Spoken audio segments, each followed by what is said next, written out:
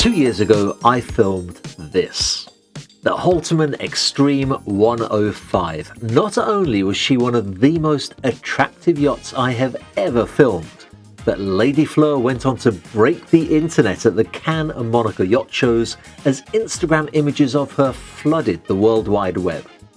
I was so impressed with the yacht and the people who built her that I followed up by visiting the shipyard and publishing a video about the company behind the yacht. If you watched that video, you may recall that it ended at a boat show where I took a look in the dock at the Holterman X-Treme 78 Sport and ended by saying that I would be back to film this model in more detail.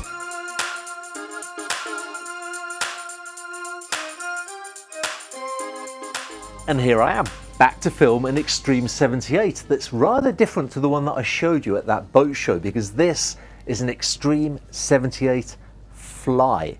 It's been built to a very high level of customization. It's actually the perfect yacht to showcase just what this shipyard is capable of producing.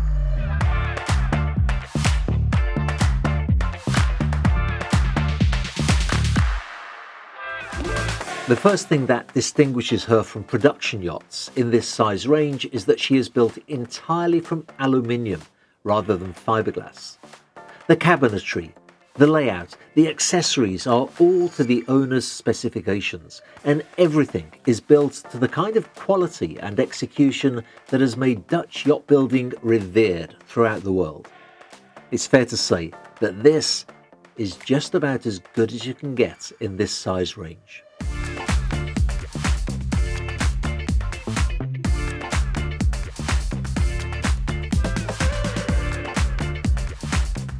(23.96 meters long, with a beam of 6.18 meters and a draft of 1.65 meters, this yacht is as comfortable in the Dutch waters as she is in Ibiza, Greece or the Bahamas. So let's take a look all around her, starting with that spacious swim platform that on this yacht, called Brute, is accommodating a 445 Williams jet tender. Launching the tender is a simple process. Actually, it was so quick and simple that no sooner had we launched the drone than the tender was launched and on its way.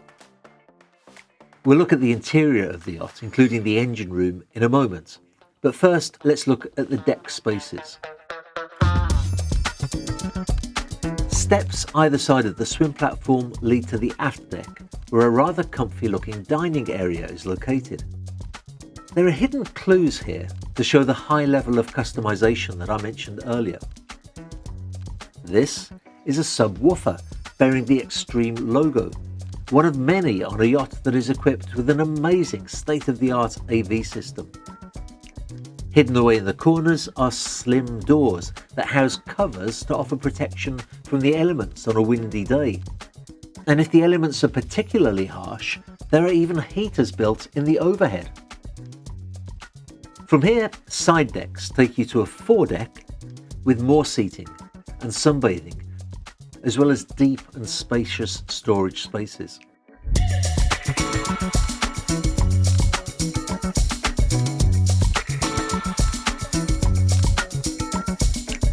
The flybridge is beautifully laid out.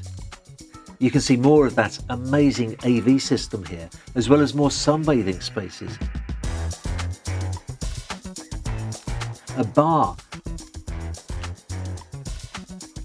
and a well-positioned helm station.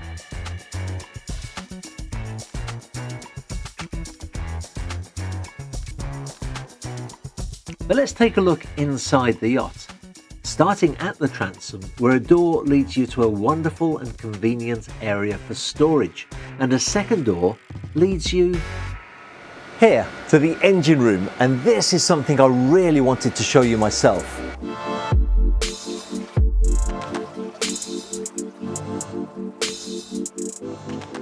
The engines are Volvo Penta IPS 1350s. Now, just in case you don't know what they are, I'll tell you. Generally speaking, the engines in a yacht of this size are much further forward. They then have a shaft that goes to a propeller, and that works fine, but it does sometimes result in a little bit of vibration, and you have to have a bigger engine room. Bigger engine room means less space for the guests. These units don't have a shaft, they have a pod underneath with a propeller, and the propeller itself turns to direct the direction of the yacht. It means that you can have a smaller engine room, and we've been navigating today and there's practically zero vibration. It's really quite remarkable. But there's far more to this engine room than just that. Here we have a pressure washer system, and there's actually outlets throughout the yacht that you can connect to, so you can wash the yacht down with pressurized water. But more than that, they've also connected it to a unit that removes the calcium and the minerals from the water that sometimes leave those little deposits. I don't know if you've ever seen that yourself when you're washing your car with a hose. You can have afterwards little deposits of calcium left. You won't get that on this yacht. But there's more. Look at how beautiful the wiring is, how well laid out it is. And it's not just where you can see it, it's also behind panels, that it's all as organized and beautifully appointed as that. And on the subject of the wiring, we also have lithium batteries on board, so that if you want a nighter anchor without the generators running, they can be powered, charged by the batteries, or by the generators rather, or by the shore power, and you can have the air conditioning running at night without having to have the generators running. Then look at this. Look at this fuse box. How beautifully put together it is. Very, very well labelled. And somebody from the shipyard pointed out to me that if the yacht is in Greece or Turkey or Spain or the Bahamas or anywhere in the world, and you have to have a technician come who's never been on a yacht like this before, you don't want him having to keep asking the shipyard, where do I find this, where do I find that? Here, everything is accessible, everything's well labelled, and if that's not good enough, there's even an instruction manual here as well for him to find exactly what he's looking for. The final thing I want to show you in the engine room though is perhaps my most favourite thing, and that's here. If you saw the previous video that I made of Holterman, you'll know exactly what this is. It's called a spud pole, and as far as I've seen, it's pretty unique to yachts in the Netherlands. You have a telescopic pole inside here and also at the bow that can go up to 5 meters down, and effectively it pins the boat to the bottom of the seabed, or in our case the lake bed today. Goes right into the silk, and I can tell you I've been filming all day and this yacht was rock solid. You would never get such stability just with an anchor. You wouldn't know if we're in the water or on the ground for the amount of stability that the yacht has. It's absolutely fantastic. I don't know why more people don't do it. That said, let's take a look at the actual interiors of the yacht.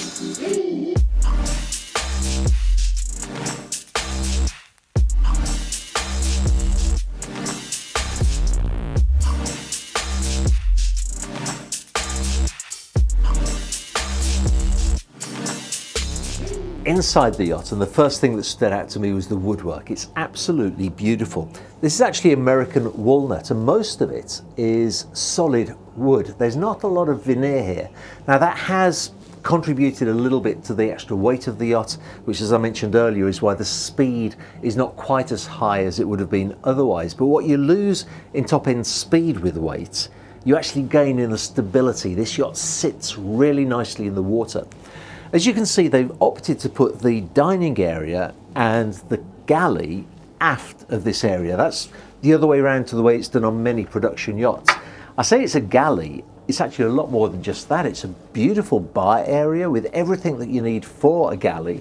A good sized hot plate here by Miele, a decent oven, you've got a dishwasher, refrigeration, but just look at this beautiful display case here for the champagne and the champagne flutes. It really makes you feel that you're on a very special yacht indeed, where a lot of thought has gone into the design and where the owner has clearly had some impact on the design and the things that he enjoys. Moving further forward, and very clearly we have this lovely sitting area here, but I remember when I filmed the yacht in the boat show, everybody commented on the remarkable amount of head height for a yacht of this size. If I remember correctly, Robert Holterman even jumped up and down to illustrate just how high the head height was. But on this video I want to point out to you a different feature, and it's a small detail, but it's a small detail that says a lot about the shipyard. These blinds are absolute one-off custom pieces. They're made of real leather, and the owner wanted that the stitching on the blinds should be exactly the same style of stitching as found all through the rest of the yacht. You try asking a production yacht manufacturer to do that for you and just see what sort of response you get from them. Further forward, we have the bridge. There's so much in the bridge that I've been looking forward to showing you. First of all, the Volvo IPS controls that are so convenient here. You can steer the yacht, you can use it as a throttle, or if you prefer, you can put this little platform up, stand here, if that's your preferred position for when you're cruising, and use this control here. It also has a DPS system. That's called a dynamic positioning system. So basically you click a button and it will hold the yacht in position. That's a very useful thing for when you're going into a berth and maybe you're short crewed, and so you need to go outside for a moment, see how close you are to the yacht next door. With that, you know that the yacht won't move, it won't suddenly slide into the boat while you're away from the helm station. We have hump-free stabilization, one of the best in the world. They have fin stabilizers, but they also work at 0 speed. And then something I really loved about this boat, again, it's a little feature, but I loved it. This reminds me so much of my Mercedes, this little air vent here. And on the subject of car technology, just look how cool this is. We've got the digital dashboard here, and then I change it and I've got my reverse camera, I can see different angles of the yacht. I've even got this overhead view, which again is so useful when you're trying to put the yacht into its berth. But the similarity with Mercedes doesn't end there. I have an app on my phone where I can see the fuel level of my car and a few other features. Look what they've done for the X-Treme 78. They have this amazing app here, which now it's on an iPad, you can have it on your phone. It shows you all of the parameters that you need to know. You can operate it from wherever you are in the world. I can see right now, for example, that the freshwater tank is at a low level. I happen to know that's because last night they were using the freshwater tank to wash the yacht down for this video. But you can really keep an eye on your yacht from wherever you are in the world. I just love this particular yacht. Now let's take a look at the accommodation on board.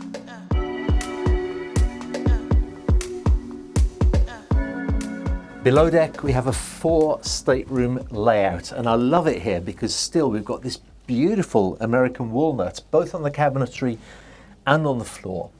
Forward there's this incredible VIP. Now this is a lovely looking VIP stateroom. In a moment I'll shut up and let the pictures do the talking, but just a detail I wanted to point out to you is this material here. This is actually buffalo hide. Now you can only get buffalo hide in certain sizes, so they have a seam here, but it's been beautifully done, and it's just nice to know that that kind of material is being used on the yacht.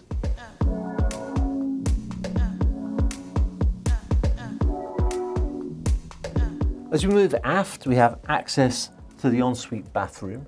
Now here we have a door that goes through to the bathroom, but moving further back this way, and we have 2 mirrored twin cabins.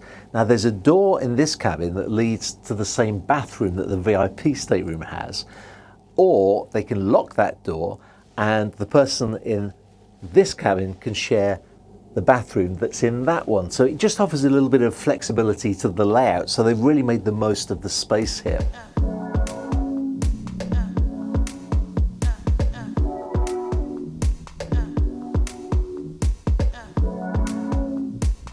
Moving further aft, we have a day head behind this door, and this unit here, which I really rather liked, because here we have a fridge, so that if you wake up in the middle of the night and you want a cold beer, it's easy to get.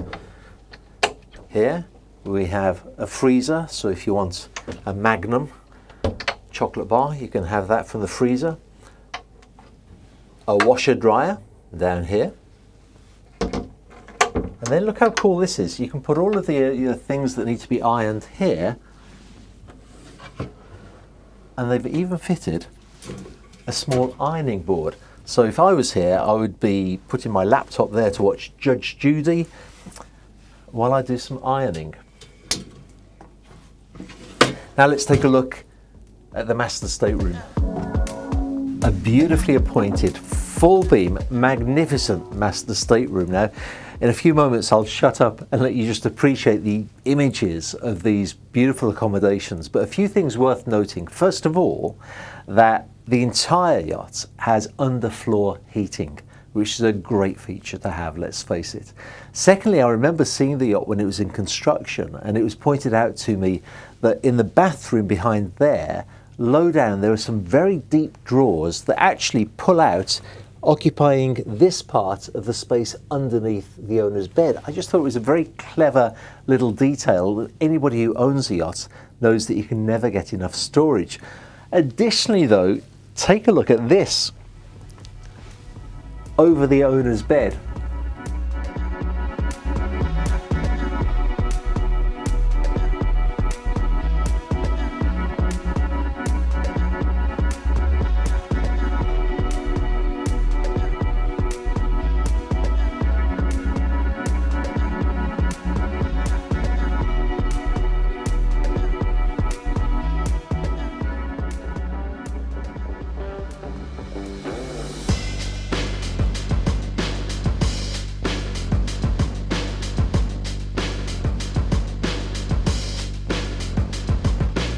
You may have noticed that this particular yacht has no crew quarters. That's simply because the owner enjoys operating the yacht with his friends and family. In the event that you want a crewed yacht, the area in the transom of the yacht can be used for a crew of 2 with an ensuite bathroom. I get the same feeling every time that I film a Holterman yacht. They are really onto something here.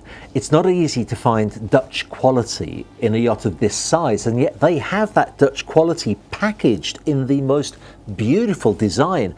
Bernd Weel is the name of the designer. He did both the 105 that you saw at the beginning of this video and also this yacht. Funnily enough, I made the comment to Robert Holterman when we filmed the 105. I said, Robert, you have got such potential with this yacht for international sales.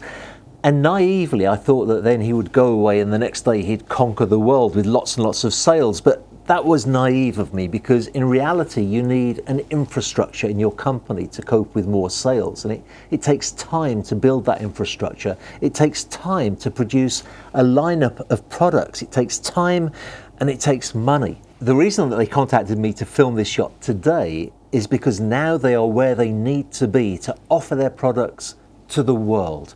We're in the Netherlands filming today, but very shortly this yacht will be going to Spain. In my opinion, it's a wonderful yacht for the Bahamas or for Croatia. But wherever you live, if you're in the market for this sized yacht, do yourself a favor. Go to the big brands and see what they have to offer in this size range. You'll be impressed. There are some really nice yachts out there. But then afterwards, come and take a look at this. Talk to the shipyard about the way that you want your yacht to be built. Talk to the shipyard about the way that you personally like to use your yacht. Because sometimes it's very good to take a look at the nice yachts first and then to see something that is truly outstanding.